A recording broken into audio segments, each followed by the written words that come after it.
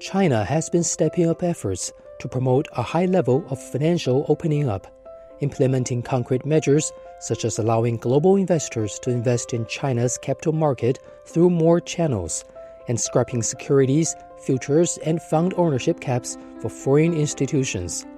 Following these measures, many global financial institutions have expanded their footprints in China, showing faith in the country's continued financial opening up. On Monday, a meeting of the country's Central Financial Commission highlighted work to steadily promote the opening up of the financial sector, as well as its development and growth.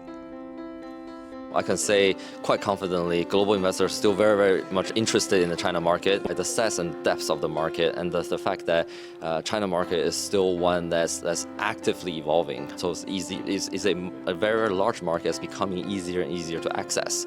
From all those aspects, it's a very, very significant market. It's a large market. It's an evolving market. It's a maturing market. So all those elements added together provides a lot of sort of potential. So yeah, with that, I think we're also very optimistic. Data from the Ministry of Commerce showed a total of 41,947 new foreign invested companies were established in China during the first 10 months of this year. The figure marked a 32.1% increase from the same period a year earlier. The Chinese market is very strong, it's dynamic and it's resilient. So right now it's growing and there is a significant opportunity for investments of foreign companies, which gives a win-win situation for both China and the investors.